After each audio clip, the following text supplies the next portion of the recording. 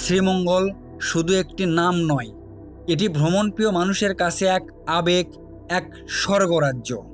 এটি বাংলাদেশের সিলেট বিভাগের অন্যতম একটি ভ্রমণ ডেস্টিনেশন, যেখানে প্রকৃতি তার সমস্ত রূপ উজাড় করে দিয়েছে নিঃস্বার্থভাবে। শ্রীমঙ্গলের প্রাকৃতিক সৌন্দর্য এইভাবে বর্ণনা করা হয় যে শ্রীমঙ্গল দেখেনি সে বাংলাদেশ দেখেনি। তাই সেই শ্রীমঙ্গল ভ্রমণের সকল সৌন্দর্য আমি আমার 2টি ভিডিও ভ্লগের মাধ্যমে আপনাদের সামনে উপস্থাপন করেছি, যার প্রথম ভ্লগটি অলরেডি আমার চ্যানেলে পাবলিশ করা হয়েছে, আর এটি হচ্ছে শ্রীমঙ্গল ভ্রমণের দ্বিতীয় এবং সর্বশেষ ভ্লগ। তাহলে চলুন শ্রীমঙ্গল ভ্রমণের সকল সৌন্দর্য উপভোগ করতে ভ্লগটি শুরু করা যাক।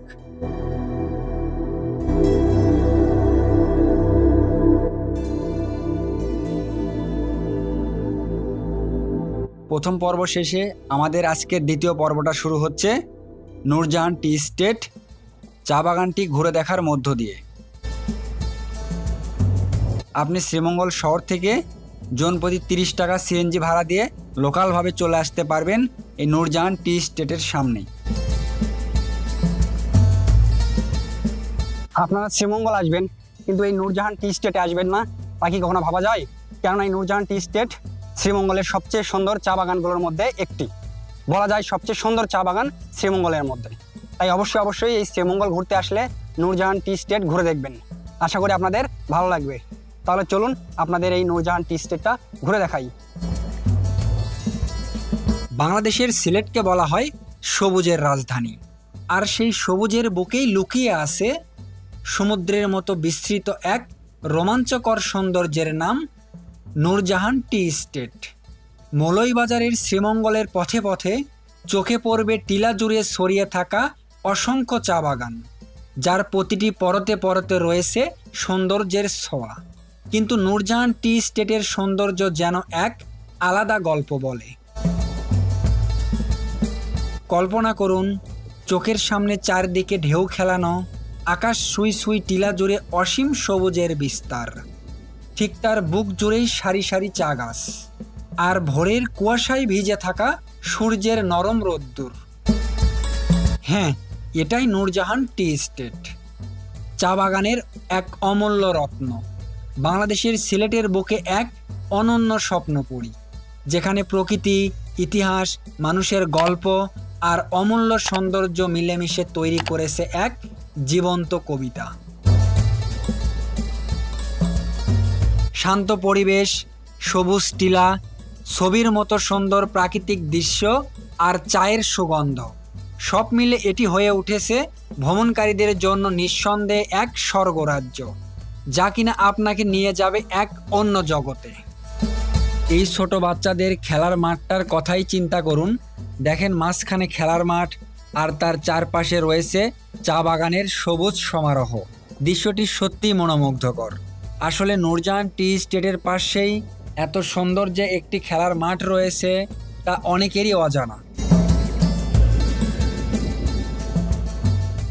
ওয়াও, চতুর্পাশে শুধু চা বাগান আর চা বাগানের সমারোহ।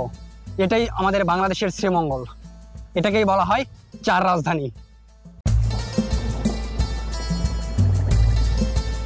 নূরজাহান টি এস্টেট কেবল একটি চা বাগান নয়, এটি এক অনুভব, এক স্বপ্নযাত্রা। এটি প্রকৃতিকে হৃদয়ের গভীরে ধারণ করার এক অসাধারণ সুযোগ।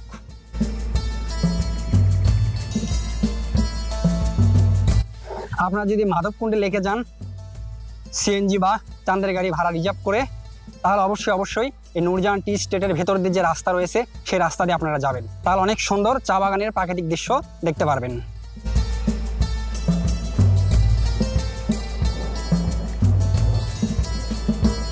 আর প্রকৃতির আরও সান্নিধ্যে যেতে চাইলে আপনারা এই রাস্তা দিয়ে পায়ে হেঁটে যাবেন। এই সম্পূর্ণ রাস্তার দূরত্বটা মোটামুটি 5 থেকে 6 কিলোমিটার। আমি একার পক্ষে গাড়ি রিজার্ভ ভাড়া করে নিয়ে ভ্রমণ করা সম্ভব না, তাই এতটুকু রাস্তা পায়ে হেঁটেই পাড়ি দিলাম। পায়ে হেঁটে পাড়ি দেওয়ার আরেকটা উল্লেখযোগ্য দিক হচ্ছে প্রকৃতিকে আরও আপনি ভালোভাবে খুব কাছ থেকে জানতে পারবেন। তাহলে প্রস্তুত তো? চলুন ঘুরে আসি নূরজাহান টি এস্টেটের সবুজ রাজ্যে, যেখানে প্রতিটি মুহূর্ত ভরে থাকে প্রশান্তিতে, আর প্রতিটি নিঃশ্বাসে মিশে থাকে সতেজতার ঘ্রাণ, আর প্রতিটি দৃশ্য ছুঁয়ে যায় হৃদয়ের গভীরতম প্রাণ। চলেন এখন এখান থেকে আপনাদের নিয়ে যাই মাধবপুর লেকে। কিন্তু মাধবপুর লেক যাওয়ার পথিমধ্যেই আপনারা পেয়ে যাবেন এই রাবার বাগান। আমি বর্তমান অবস্থান করতেছি রাবার বাগানে। এই রাবার বাগানটি মাধবপুর লেকের 3 কিলোমিটার সামনে। আপনারা মাধবপুর লেক যাওয়ার পূর্বেই এই রাবার বাগানটা পেয়ে যাবেন। চাইলে এখানে কিছুটা সময় কাটিয়ে যেতে পারেন এবং কিভাবে রাবার তৈরি হয় তার ধারণা নিতে পারেন। এখানে যে গাছগুলো দেখতে পাচ্ছেন এগুলো হচ্ছে রাবার গাছ। এই রাবার গাছগুলো থেকে এই গাছগুলোর রস সংগ্রহ করা হয়। পরবর্তীতে এই রসগুলো থেকেই বিভিন্ন পর্যায়ক্রমে রাবার তৈরি করা হয়। তাহলে চলুন এই রাবার বাগানটা আপনাদের ঘুরে দেখাই এবং তারপরেই আপনাদের নিয়ে যাব মাধবপুর লেকে।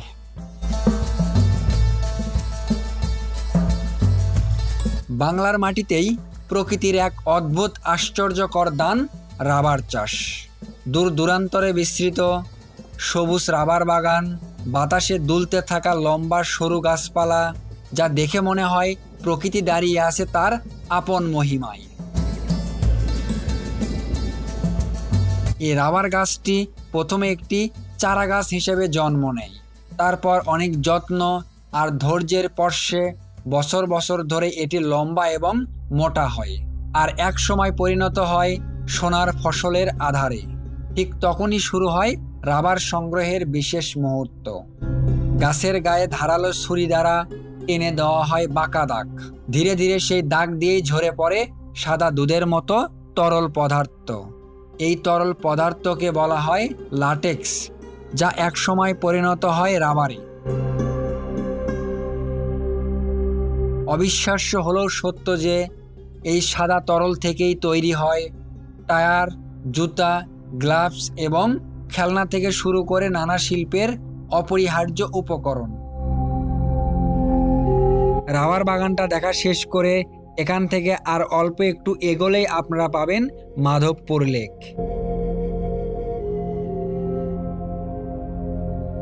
চোখ বন্ধ করুন আর ভাবুন, চারপাশে চা বাগান আর সবুজ পাহাড়ের ঢেউ।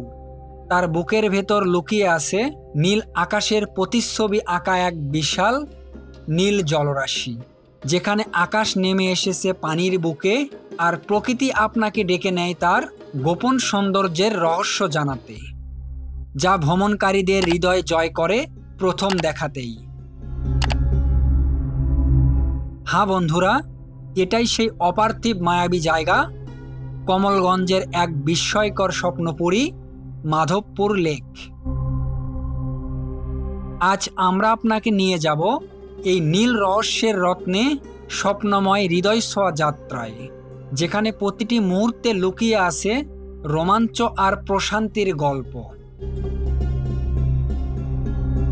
আমি বর্তমান অবস্থান করতেছি মাধবপুর লেকে। এই মাধবপুর লেকটা কৃত্রিমভাবে তৈরি করা হয়েছিল। চলুন আপনাদের এই মাধবপুর লেকটা ঘুরে দেখাই এবং এই মাধবপুর লেকের প্রাকৃতিক সৌন্দর্য আপনাদের উপভোগ করাই।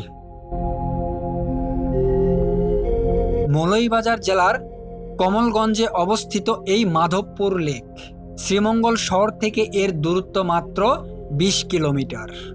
চা বাগানের আঁকাবাঁকা পথ ধরে এগোলে মনে হবে আপনি প্রবেশ করছেন এক রূপকথার রাজ্যে। মাধবপুর লেককে ঘিরে রেখেছে সবুজ পাহাড় আর টিলা, যেখানে সারি সারি চা গাছের সমারোহ তৈরি করেছে এক জাদুকরী আবহ। এই লেকের সবচেয়ে বড় বৈশিষ্ট্য হলো এই লেকটি প্রতিটি ঋতুতেই ভিন্ন ভিন্ন রূপে নিজেকে সাজিয়ে তোলে, যা আপনাকে মুগ্ধ করবে। বর্ষায় পাহাড়ি ঝর্ণার পানিতে লেক ভরে ওঠে প্রাণ চাঞ্চল্যে। শীতের নরম কুয়াশা লেকের বুক ঢেকে দেয় রহস্যের চাদরে, আর বসন্তে চারপাশ ভরে ওঠে রঙিন ফুলে, যা দেখে মনে হয় এ যেন প্রকৃতির নিজ হাতে আঁকা অপরূপ শিল্পকর্ম। এই মাধবপুর লেকের সৌন্দর্য এখানেই শেষ নয়। শীতে এখানে ভিড় জমায় অসংখ্য দেশি বিদেশি অতিথি পাখি, তাদের ডানা মেলে উড়ে বেড়ানো, আর সেই দৃশ্য যখন লেকের জলে প্রতিফলিত হয় তখন মনে হয় আপনি দাঁড়িয়ে আছেন প্রকৃতির জীবন্ত এক চিত্রকর্মের ভেতর। মাধবপুর লেক শুধু প্রাকৃতিক সৌন্দর্যের জন্য নয়, বরং এটি একটি দুর্দান্ত ট্রেকিং স্পট। লেকের চারপাশে হাঁটতে হাঁটতে আপনি পাবেন শান্তির স্পর্শ, অদ্ভুত রোমাঞ্চের স্বাদ আর প্রকৃতির সাথে একান্ত হওয়ার সুযোগ। আর এই ট্রেকিংয়ের প্রতিটি পদক্ষেপেই মনে হবে আপনি যেন নিজেকেই খুঁজে পাচ্ছেন নতুন করে।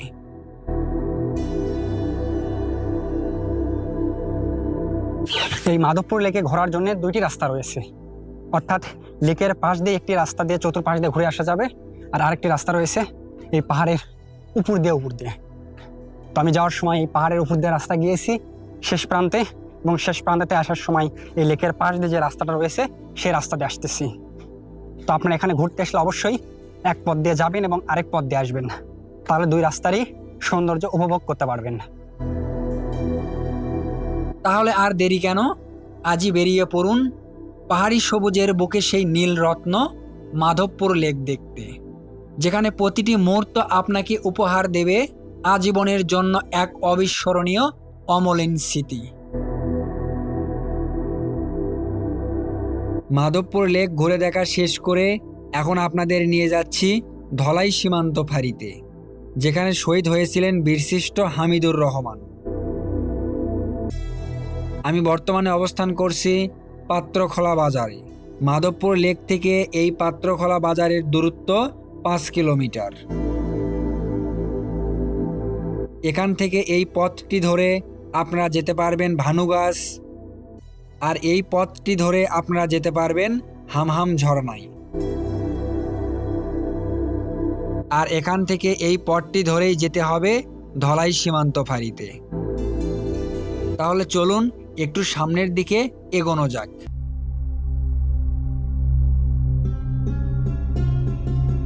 কখনো কি ভেবেছেন মাত্র 18 বছর বয়সের এক কিশোর নিজের জীবনের সব স্বপ্ন, সব হাসি ফেলে ঝাঁপিয়ে পড়েছিলেন মৃত্যুর মুখে, শুধু একটি শব্দের জন্য, স্বাধীনতা। বাংলার মাটিতেই জন্ম নিয়েছিলেন এমন এক বীর, তিনি আর কেউ নন, বাংলাদেশের সর্বকনিষ্ঠ বীরশ্রেষ্ঠ শহীদ মোহাম্মদ হামিদুর রহমান। আমাদের দেশে যে 7 জন বীরশ্রেষ্ঠ রয়েছে তার মধ্যে একজন উল্লেখযোগ্য বীরশ্রেষ্ঠ হলো সিপাহী হামিদুর রহমান। আর আমি এখন বর্তমান অবস্থান করতেছি সিপাহী হামিদুর রহমানের স্মৃতিস্তম্ভের পাশে। এখান থেকে একটু দূরে ভারতের আম্বাসা ইউনিয়নের হাতিমারাসরা গ্রামে প্রথমে সমাহিত করা হয়েছিল বীরশ্রেষ্ঠ হামিদুর রহমানকে। তারপরে তার মৃতদেহ এখানে সমাধি করা হয়, এবং এখান থেকে সর্বশেষ ঢাকা মিরপুর শহীদ বুদ্ধিজীবী কবরস্থানে তাকে সমাহিত করা হয়েছে। তো মৌলভীবাজার জেলা আসলে অবশ্যই এই ধলাই সীমান্ত ফাঁড়ির পাশেই বীরশ্রেষ্ঠ হামিদুর রহমানের সমাধি স্তম্ভটা ঘুরে দেখবেন। তাহলে চলুন বীরশ্রেষ্ঠ হামিদুর রহমানের সমাধি স্তম্ভটা আপনাদের ঘুরে দেখাই এবং এর ইতিহাস আপনাদের জানিয়ে দিই। বীরশ্রেষ্ঠ শহীদ মোহাম্মদ হামিদুর রহমান, তিনি প্রমাণ করেছিলেন বয়স নয়, দেশপ্রেমী একজন মানুষকে মহান করে তোলে। অকুতোভয় এই বীর জন্মগ্রহণ করেছিলেন 1953 সালের 2রা ফেব্রুয়ারি বর্তমানের ঝিনাইদহ জেলার মহেশপুর ইউনিয়নের খদখালিশপুর গ্রামে। সাদামাটা কৃষক পরিবারে বেড়ে উঠলেও হৃদয়ে ছিল অসীম সাহস আর দেশপ্রেমের আলো। পিতা আক্কাস আলী মণ্ডল আর মাতা কাইমুন্নেসার আদরের সন্তান একদিন হয়ে উঠবেন জাতির গর্ব, তা কে জানত তখন। মুক্তিযুদ্ধে চরম সাহসিকতা, অদম্য দেশপ্রেম আর অসামান্য বীরত্বের স্বীকৃতিস্বরূপ মোহাম্মদ হামিদুর রহমানকে বাংলাদেশের সর্বোচ্চ সামরিক সম্মান বীরশ্রেষ্ঠ উপাধিতে ভূষিত করা হয়। তিনি কেবল 7 জন বীরশ্রেষ্ঠের একজন নন, বরং তিনি সর্বকনিষ্ঠ বীরশ্রেষ্ঠ শহীদ মুক্তিযোদ্ধা। তার বীরত্ব, সাহস, ত্যাগ আর দেশপ্রেম আজও আমাদের বুকের ভেতর জ্বালিয়ে রাখে গর্বের প্রদীপ।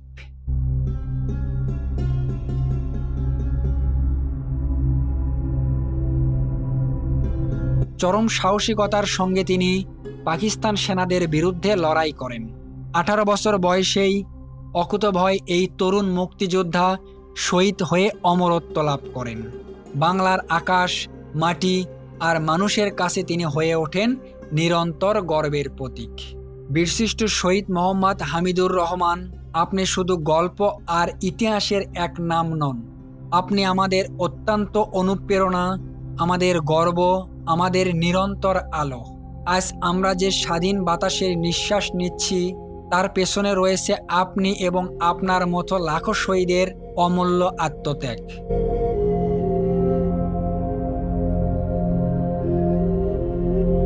চলুন বীরশ্রেষ্ঠের স্মৃতি বুকে লালন করি, তাদের আদর্শে নিজেদের জীবন গড়ি। কারণ শহীদদের রক্তের ঋণ কোনোদিন শোধ হয় না, তা কেবল সম্মান আর ভালোবাসা দিয়েই প্রজন্ম থেকে প্রজন্ম বহন করা যায়।